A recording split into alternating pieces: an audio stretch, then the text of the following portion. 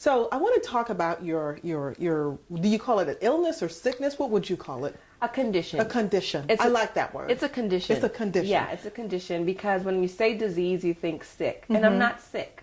You know, fortunately with this particular autoimmune disease, it doesn't cause you to be sick. It's totally cosmetic. Okay. Well, let's talk about exactly what it is for those that may not understand exactly what it is. Let's do that, yes. So alopecia areata is specifically the autoimmune disease that we're talking about. Okay. And so it started when I was 25 years old. So I had my hair short like yours, just real cute. Cutie pie, right? Yeah. And if you can imagine just getting a little small bald patch, look a little circle, a dime, just behind your ear. But it's not any breakage or inflammation. It doesn't itch. It's like all of a sudden you just wake up and you have a bald spot. Yes. And so with alopecia areata, you start to get those spots in different, it can be on your body, it can be on your face. You know, it's like for men, like I've seen some men maybe have a beard and there's like a small circle, a little spot of alopecia. Right, it can come in different places. And so you can get it in different spots in your head.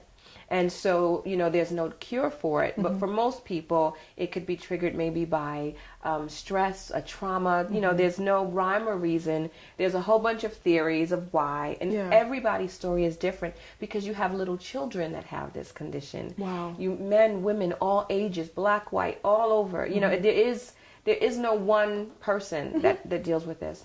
And so it started when I was 25 years old. But for me, there's different forms of the disease. I've developed the worst case of it. The most aggressive kind is alopecia universalis. Okay. And that's where you lose all of the hair on your body. Okay. So it took a few years, but within that time, I literally lost the eyebrows, eyelashes, you know, all of your body hair. And it changes your life forever and the way you do life, especially because there's no cure and the likelihood, of my hair growing back is like slim to none. Slim to none. So this is it. This is my style.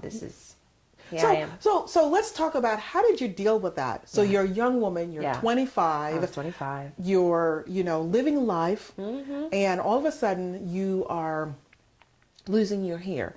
How did you deal with that? What did that do to you as a person, as an individual? Yeah, it was devastating. It was devastating. And you know, I always say you don't realize how important your hair is until you lose it. Yes. Yes. I mean, you know how you feel when you have a bad hair day, you don't want to go outside and you feel some type of way, you know, if you're like, oh gosh, this just doesn't look right. Exactly. You just don't feel right. You don't feel right.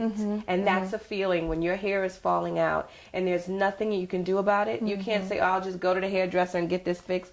No, this is it. This is it. When you look in the mirror and you don't like what you see, that's a hard thing. And it really caused me, it was, for me, all the whole entire process was God's divine plan, because there's everything that we go through are lessons that God would have us learn. Yes. You know, and so that was really God, an opportunity for God to really reveal to me who I really am, what my true beauty, where it comes from, the origin of beauty. And it's not about those physical things, your hair, your weight, but I am so much more than that. And it was an opportunity for me to really get to know myself and the power of God on a whole nother level. And I'm so grateful for it. How would I know? How would I ever know?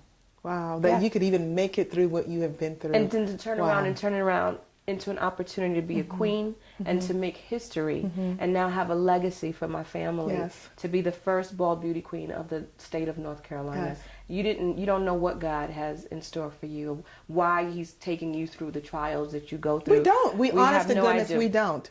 We have no idea. And it's not until after that you look back and you realize that it was all part of his divine plan, because who I am today is, and who we are, all of us today, is a result of all of the things we've been through. That's so true. So true. All right, so we're going to take a quick break, and then we'll be right back.